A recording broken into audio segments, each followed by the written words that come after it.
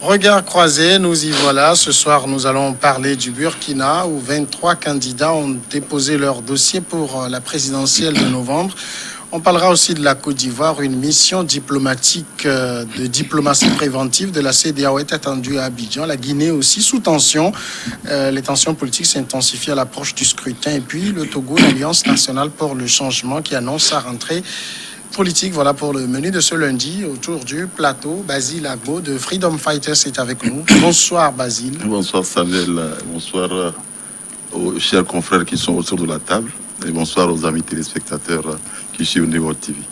Face à vous, Ambroise Ponjo, The Guardian. Bonsoir Ambroise. Bonsoir Samuel, bonsoir chers confrères ici présents. Bonsoir les téléspectatrices et les téléspectateurs de la Niveau TV. Et puis, Messan Fioclou à Dangble-Nou, directeur de publication de l'Enquêteur. Bonsoir Messan Fioclou. Bonsoir chers confrères. Bonsoir aux spectateurs et aux téléspectateurs de Niveau TV.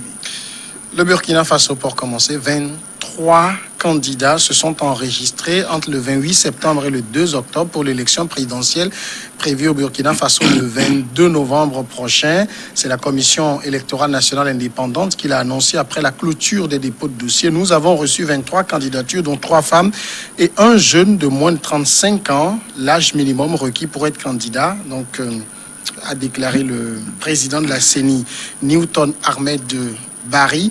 23 candidatures, Basile Agbo, c'est dire que la présidentielle du 22 novembre tente beaucoup de monde au Burkina. Mais il faut reconnaître, au-delà de ça, que la démocratie au Burkina est en train donc de démontrer une bonne santé. Parce que lorsque vous avez donc la possibilité d'avoir plus d'une vingtaine donc, de candidats, il faut quand même dire que c'est la bonne santé. Et de deux, je crois que comme on attend le 10 prochain pour que donc on retienne définitivement tous les candidats, la question se pose de savoir si tous les 23 candidats seront acceptés.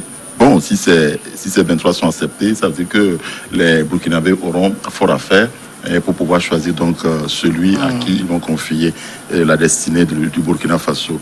Et dans ce lot, on a eu à distinguer 3 catégories de candidats.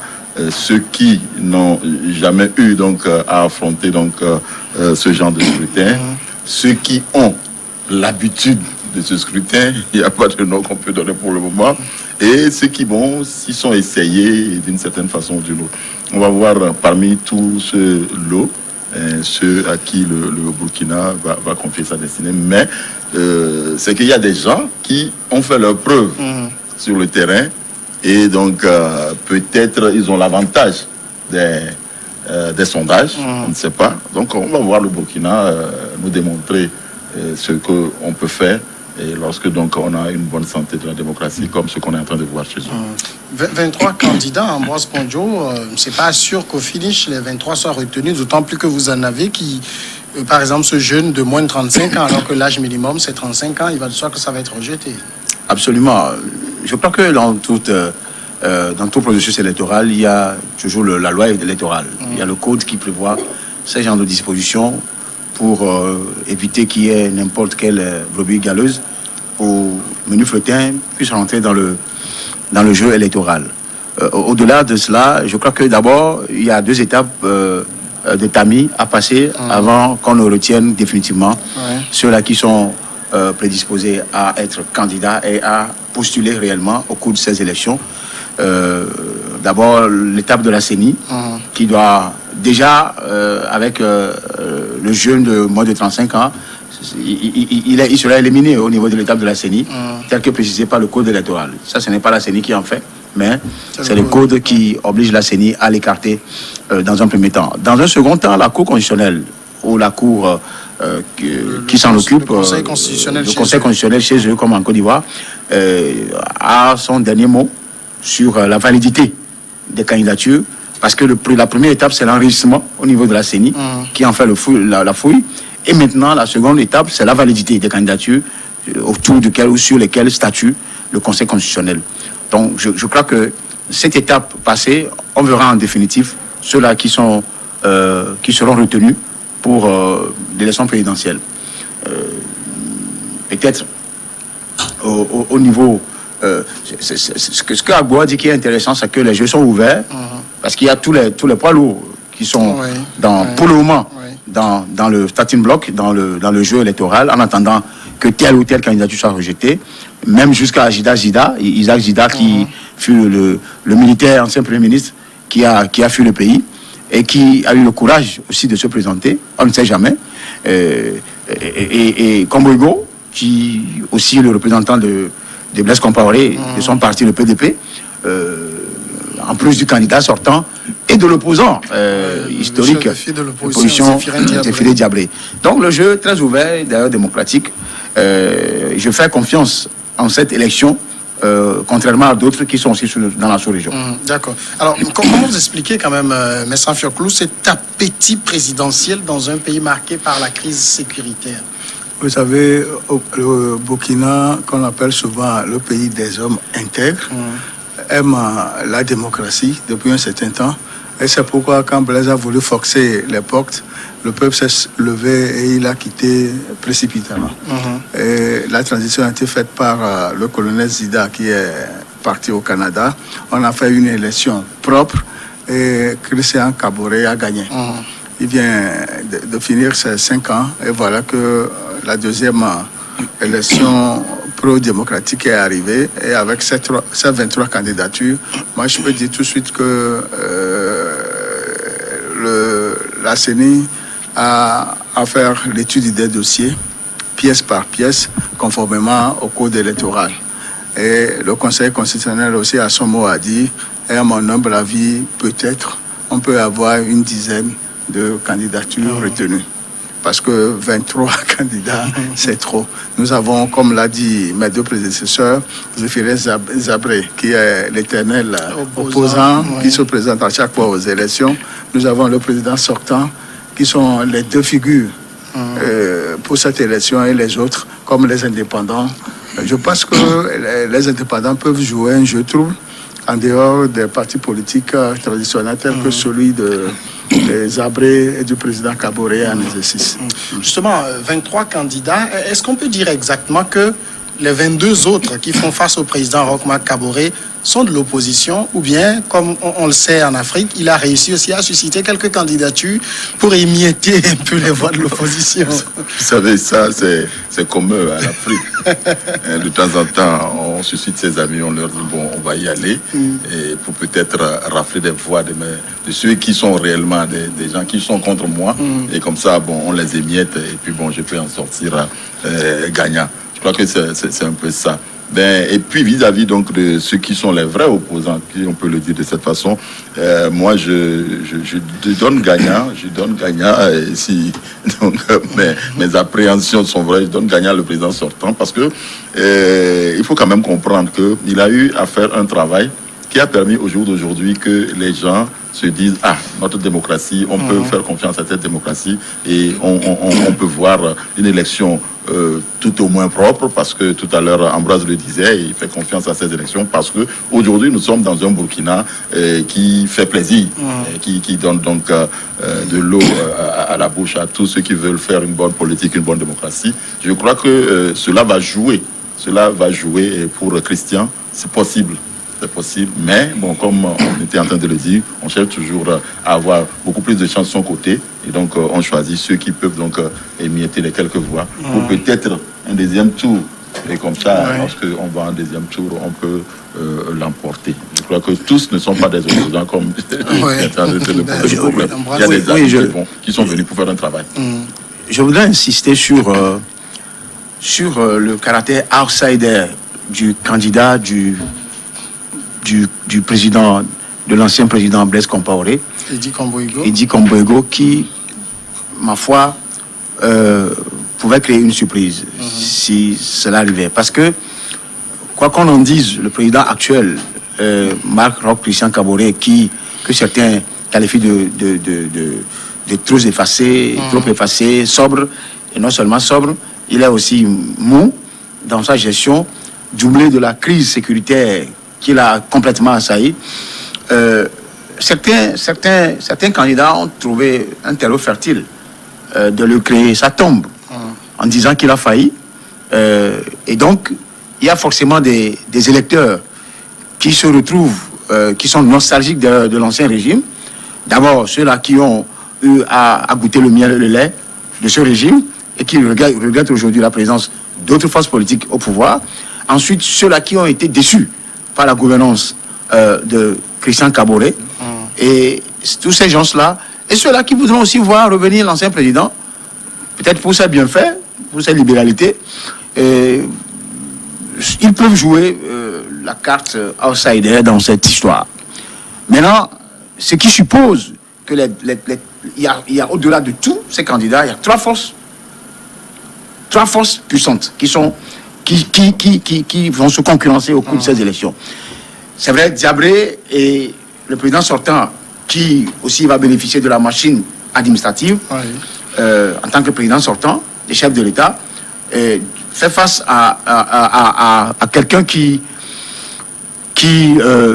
conteste tous ceux qui sont en face. D'abord, le président qui est parti et celui qui est là actuellement. Et maintenant, s'il doit y avoir peut-être un second tour entre les trois forces, je dis bien l'autre va jouer les tours faits. Diabré, vous ne serez pas surpris de voir Komboigo et Christian Kaboré au deuxième tour. Si l'élection est transparente, c'est une imagination au vu des déçus et des indécis. Pensez que Zéphirin Diabré n'a plus trop de chance cette fois-ci? En fait, il a toujours été second en 2015. Oui. Je me rappelle, il avait 29% des voix. Oui, ça c'est juste une vue de l'esprit. Mais en revenant dans la pratique et sur ce qui se passe sur le terrain, les oppositions ont toujours gagné les élections.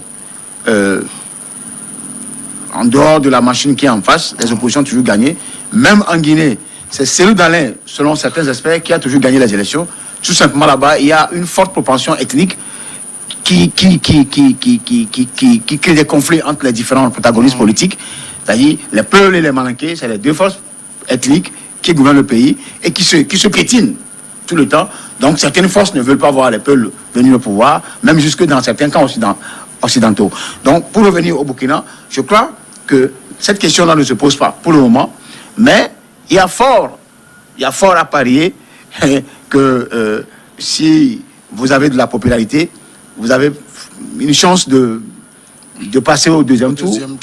Pour pouvoir s'attendre à être vainqueur de ces élections. Il y a quand même, quand on prend les candidats, peut-être un peu en dehors des nouveaux qu'on ne connaît pas, on a l'impression que les gros morceaux qui sont en lice, quand vous prenez Eddie Komboigo, Zéphirin Diabré, Roch-Marc Kaboré, Kadri Désiré Ouédraogo, Gilbert Noël Ouédraogo, tout ce monde-là, c'est comme des anciens de Compaoré qui vont s'affronter. Oui. Ça, c'est vrai.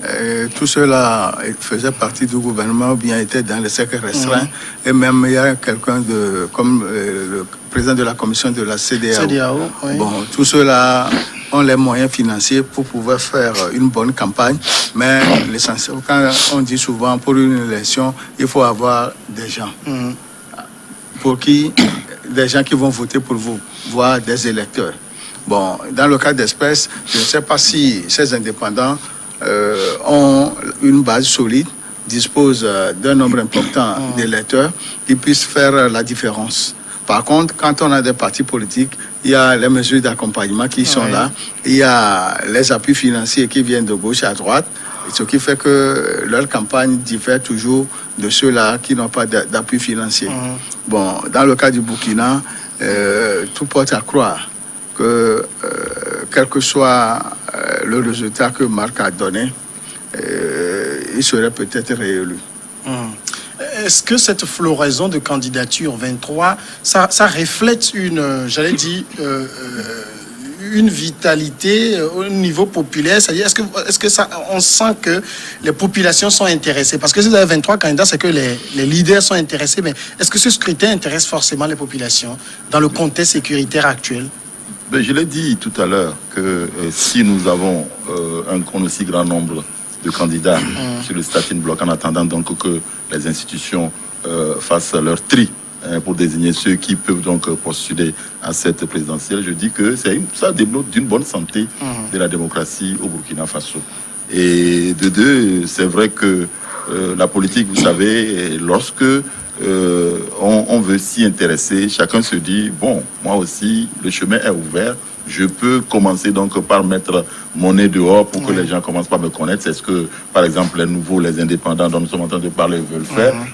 Beaucoup sont sûrs que au dernier stade, ils n'auront pas vraiment quelque chose à y gagner, mais quand même, ils auront eu ce qu'on appelle très souvent la chance d'avoir été présents, mais de se montrer donc à cette population. Du côté de la population, je crois que c'est également un même engouement, parce que les gens pensent aujourd'hui que après toute cette nuit noire qu'ils ont traversée avec les problèmes de Compaoré à faire. Donc aujourd'hui, tout est ouvert.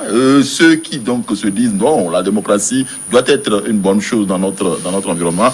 Nous aussi, on va donner notre apport.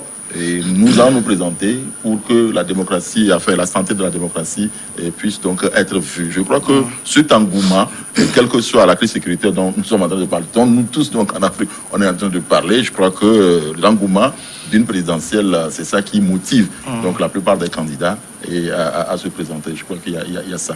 La situation sécuritaire, ça va monopoliser le débat dans la campagne. Oui, je crois même que ce doit forcément être le premier thème de la campagne, parce que le Burkina a été vraiment touché par la crise sécuritaire, c'est-à-dire au niveau des terroristes, des djihadistes, pour des raisons stratégiques et géostratégiques. Vous savez, quand il y a des choses qu'on ne nous dit pas, mais nous savons également que l'ancien président, Blaise Compaoré, peut-être faisait partie de ceux-là qui étaient des grands négociateurs entre les djihadistes de la zone sahélienne, et qui trouvaient des réponses quand même quand on rentrait sur le terrain de comment vous l'appelez, des enlèvements contre rançon, des rançons, voilà, que certains États paient pour pouvoir récupérer leurs otages et leurs citoyens.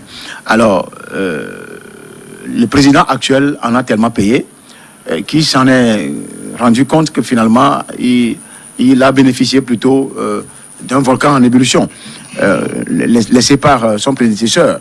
D'autant plus que ça peut paraître comme étant un piège. Je ne suis plus là, mais vous devez me supporter puisque vous m'avez renvoyé. Donc c'est entre griffes.